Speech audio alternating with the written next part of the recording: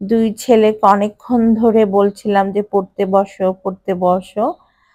কিন্তু দেখেন ওদের অবস্থা। পড়তে বলাতে ওদের নানা ধরনের প্রবলেম শুরু হয়ে যায়। কারো গরম লাগে, কারো পেট ব্যথা, কারো মাথা ব্যথা। মানে নানা ধরনের সমস্যা শুরু হয়ে যায় যখন ওদেরকে পড়তে বলি। ছোটটা যদিও বসেছে বাট দেখেন গাড়ি নিয়ে খেলা শুরু করে দিয়েছে। এটা আমার বাসায় নিত্যদিনের একটা ঘটনা। পড়তে বললে আমার ছেলেদের নানা বাহানা শুরু হয়ে যায়। যাই হোক ওদেরকে পড়তে বসিয়ে আমি চলে এসেছি দুপুরে রান্নাবান্না করার জন্য। আজকে ওদের স্কুল বন্ধ। তাই ভাবলাম যে ওদেরকে সকাল থেকেই পড়ানোটা স্টার্ট করি। নাস্তা খাওয়ার পর ওদেরকে পড়তে বসিয়েছি আমি। তা আজকে দুপুরে আমার পছন্দের কয়েকটা তরকারি রান্না করব। তো ১ম এ রান্না করছি পুঁইশাক, আলু আর চিংড়ি মাছের ঝোল। এই রান্নাটা আমার খেতে ভালোই লাগে। পুঁইশাক তো অনেকভাবেই রান্না করা যায়, যেমন পুঁইশাক ভাজি করা যায়। অনেকে আবার ইলিশ মাছের মাথা দিয়েও রান্না করেন। আবার আমি যেটা করি আলু সেদ্ধ করে চটকে পুঁইশাকের ভাজি করি। সেটাও খেতে মজার হয়। আসলে একেক জায়গার মানুষ একেক ধরনের রান্না করেন আরকি। তো আমি এই রান্নাটা শিখেছি আমার শাশুড়ি মায়ের কাছে। উনি এভাবেই পুঁইশাকটা মূলত রান্না করতেন। একটু ঝোল, ঝোল দিয়ে। তো ভাবলাম আজকে এই রান্নাটাই করি। কেননা আপনাদের ভাইয়া এটা পছন্দ করে। আমারও খেতে ভালো লাগে এভাবে পুঁইশাকটা রান্না করলে। আর ওয়াফিও পছন্দ করে।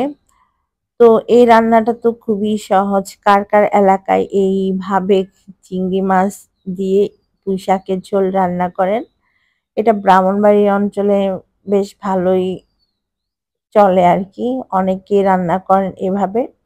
তো পুঁইশাকের পাতাগুলোকে আমি ২ টুকরা করেছি আর ডাঁটাটাও নিয়েছি। তবে শক্ত ডাঁটাটা দিবেন না। শক্ত ডাঁটাটা দিলে হয় কি সেদ্ধ হতে চায় না। তাই নরম ডাঁটাটা নিতে হয়। এই আরকি। এখন ঢাকনা দিয়ে ঢেকে দিব। পানি দিব না খুব একটা, কারণ পুঁইশাক থেকে অনেক পানি বের হয়। সেই পানি থেকেই কিন্তু সেদ্ধ হয়ে যাবে।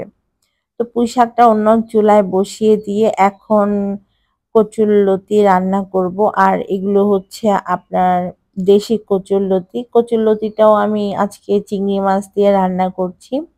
১ম এ ভেবেছিলাম যে শুটকিও দিব সাথে, চ্যাপা শুটকি। বাট ছেলেদের বাবা শুটকির গন্ধই সহ্য করতে পারে না। যার কারণে আর শুটকি দেওয়া হয় নাই। আমাদের বাসায় কেউ শুটকি পছন্দ করে না। শুধুমাত্র আমি পছন্দ করি। যেহেতু আমি চিটাগাংয়ের মেয়ে, শুটকি ছাড়া তো আমার অন্য কোনো কিছু ভালোই লাগতো না আগে। চিটাগাংয়ের মানুষ তো শুটকি ছাড়া চলতেই পারে না। যতই তরকারি থাকুক না কেন দেখবেন সপ্তাহে অন্তত ২ থেকে ৩ বার শুটকি রান্না করবে। তো বিয়ের আগে আমি অনেক শুটকি খেতাম, বাট বিয়ের পরে শুটকি খাওয়াটা কমে গেছে। কারণ আপনাদের ভাইয়া আর আমার ছেলেরা শুটকির গন্ধই সহ্য করতে পারে না। তাই দেখা গেছে যে আমারও অভ্যাসটা এখন আর নাই। আমি বিয়ের পর মেয়েদের কত কিছুই না চেঞ্জ করতে হয়, তাই না?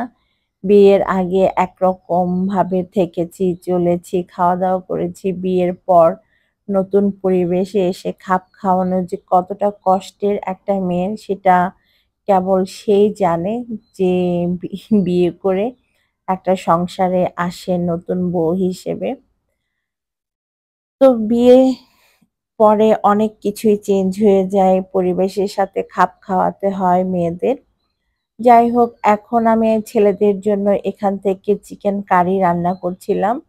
আমার ছেলেরা আবার সবজি-টবজি একটু খেতে চায় না। ওরা সবসময় চিকেনটা পছন্দ করে, গরুর মাংসটা পছন্দ করে।